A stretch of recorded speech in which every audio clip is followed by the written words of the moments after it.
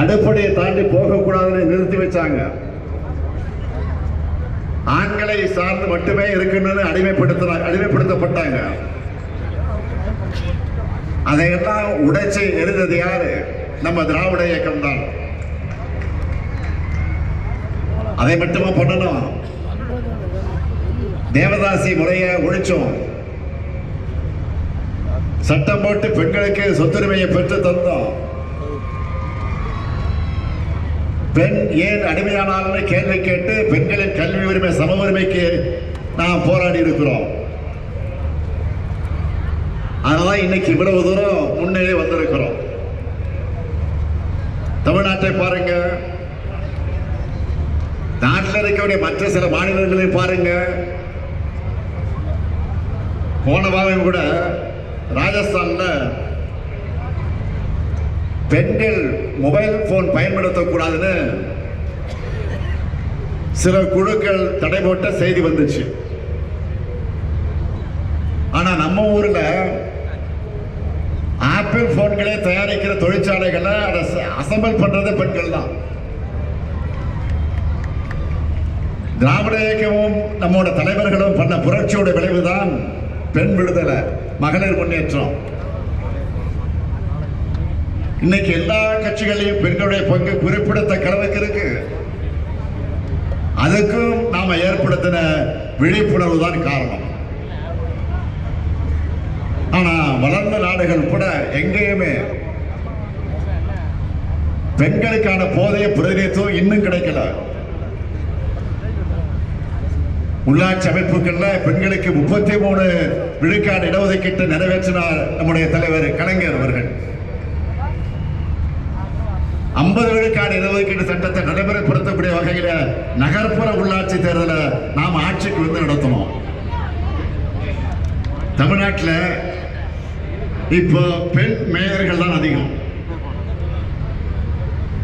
உள்ளாட்சியில் உங்களுக்கு கிடைச்சிருக்கக்கூடிய அதிகாரம் நாடாளுமன்றத்திலும் சட்டமன்றத்திலும் கிடைக்கணும். அதுதான் திமுகவுடைய லட்சியம். அதுக்காகத்தான் 33 விழுக்காட்டுக்காக தொடர்ந்து போராடுகிறோம். 2017 தலைநகர் டெல்லியிலே இதுக்காக நம்ம மகளிரணி சார்பில் போராட்டம் நடத்தப்பட்டுச்சு. நாடாளுமன்றத்திலே தங்க கனிமொழி இதுக்காக அழுத்தமாக குரல் கொடுத்தார். தமிழ்நாட்டுடைய குரலாக மட்டுமல்ல, ஒட்டுமொத்த இந்திய பெண்களின் குரலா நாடாளுமன்றத்தில் கனிமொழி பேசினாங்க. தேவையே இல்லாத நிபந்தனையோடு பெண்களுக்கான 33 விழுக்காடு மசோதாவை ஒன்றிய பாஜக அரசு நிறைவேற்றிருக்கு. தேவையா இல்லாத நிபந்தனையோடு நிறைவேற்றிருக்கு. அப்ப அது எப்ப நடைமுறைக்கு வரும்னு சொல்ல முடியாத நிலைதான் இருக்கு இன்றைக்கு. எதை காட்டுது? ஆபரேஷன் சக்சஸ், ஆனா பேஷன் டெட் சொல்லுவாங்கல்ல, அப்படி இருக்கு அவங்களுடைய செயல்பாடு. பெண்களாகிய உங்களுக்கு நாடாளுமன்றத்திலும் சட்டமன்றத்திலும் அதிகாரம் கிடைப்பதை பாஜக விரும்பல. அதனால பெயரளவுக்கு மசோதாவை நிறைவேற்றிட்டு காலத்தை கடத்துறாங்க. ஆனா நம்ம திராவிட மாடல் ஆட்சியை பொறுத்த வரைக்கும் இது பெண்களுக்கான ஆட்சி. மகளிர் எல்லோரும் இன்னைக்கு அவ்வளவு மன நிறைவா மகிழ்ச்சியா அதிகாரத்தோடு இருக்காங்க. இந்த கூட்டத்தில் என்னோட அம்மாவை போல நிறைய பேர் இருக்கீங்க. எனக்கு சகோதரிகளாக நிறைய பேர் இருக்கீங்க. ஏன் என்னோட மகள்களாக எத்தனை பேர் வந்திருக்கீங்க. உங்க எல்லாருக்கும் எது தேவைன்னு பார்த்து பார்த்து திட்டங்களை உருவாக்கி கொண்டிருக்கிறோம். நம்முடைய வெல்லும் தமிழ் பெண்களை கொண்டாடிட்டு இருக்கோம். பெண்களுக்காக நாம செயல்படுத்துகிற திட்டங்களை முக்கியமான சிலவற்றை மட்டும் எடுத்து சொல்றேன். பல பேர் குறிப்பிட்டு காட்டி இருக்கிறாங்க. இருந்தாலும் நான் நினைவுபடுத்த விரும்புகிறேன்.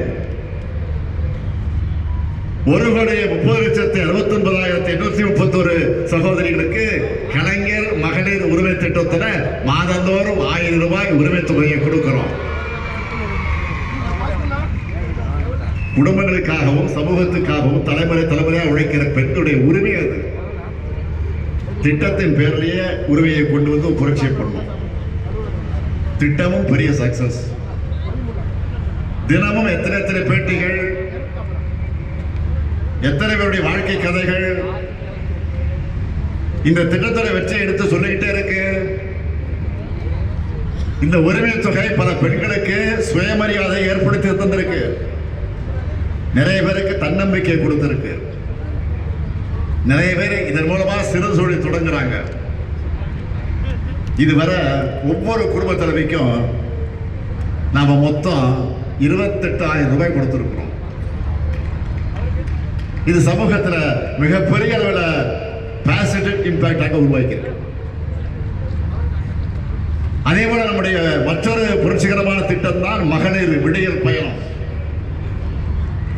10 ஆண்டு இடைவெளிக்கு பிறகு திமுக ஆட்சிக்கு வந்திருக்கு.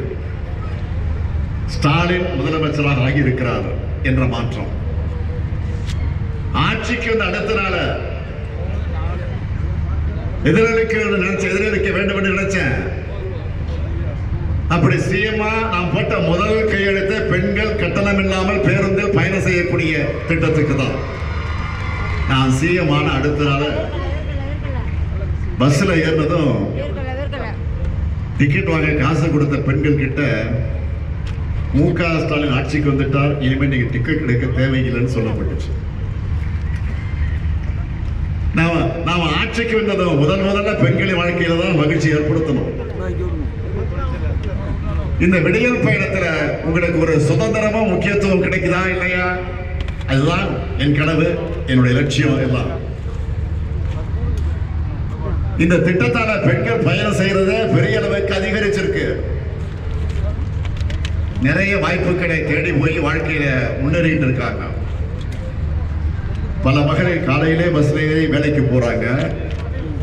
பூ, காய்கறி, மீன் விற்பனை செய்யறது, சிறு தொழிலில் ஈடுபடுறாங்க. உரிமை தொகையாக கிடைக்கிற 1000 ரூபாயோட சேர்த்து விடியல் பயணம் திட்டத்தால மாசம் 1000 ரூபாய் கூடுதலா மிச்சம் பண்றாங்க. வேலைக்கு போறவங்க, கோயிலுக்கு போறவங்க, உறவினர்களை பார்க்க போறவங்க, கல்லூரிக்கு போறவங்க, தேர்வுக்கு தயாராக நூலகத்துக்கு போறவங்க, அனைத்து தரப்பு பெண்களுக்கு இது பயனுள்ளதா இருக்கு. இப்படி இதுவரை 900 கோடி முறை பயணம் செஞ்சிருக்கிறாங்க. அடுத்து அரசு பள்ளியில படிச்சு முடிக்கிற பெண்கள் கல்லூரியில் சேரக்கூடிய எண்ணிக்கை குறைவாக இருக்கிறதை கண்டுபிடிச்சோம். இதை எப்படி தடுக்கலாம்னு யோசிச்சு உருவாக்கப்பட்ட திட்டம் தான் புதுவை பெண் திட்டம். சுமார் 7 லட்சம் மாணவிகளுக்கு மாதம் 1000 ரூபாய் வழங்கப்படுது.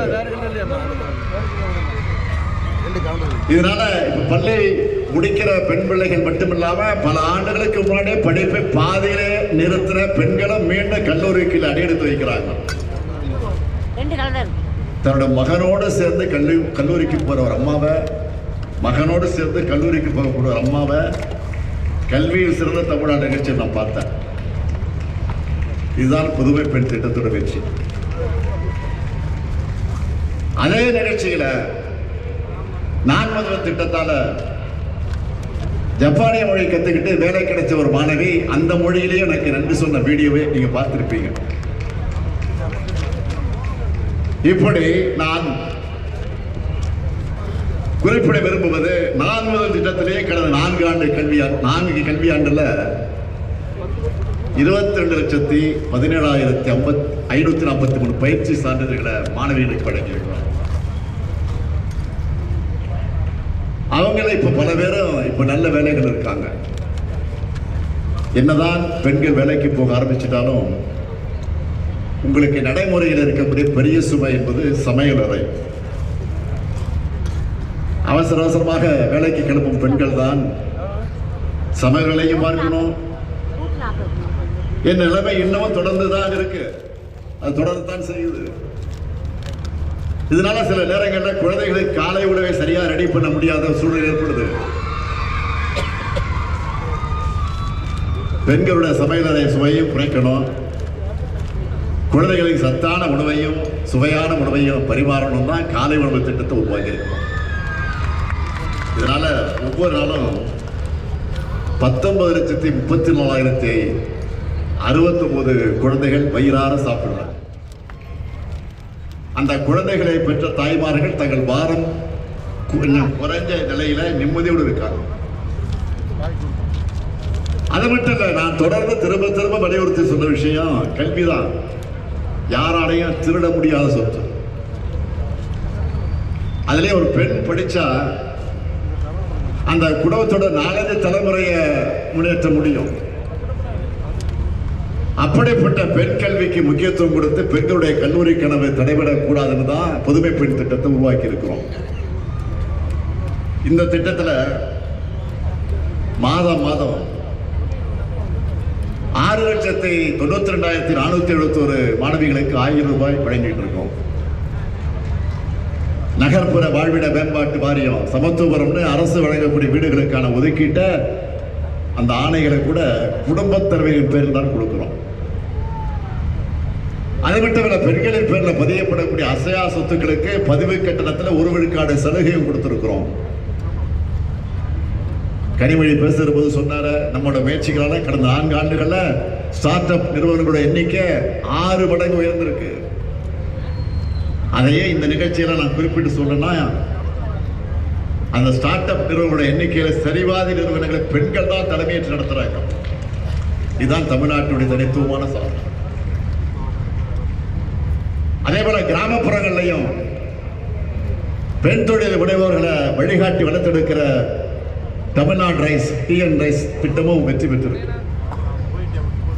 இதன் விளைவா இந்தியாவிலே அதிகபட்சமா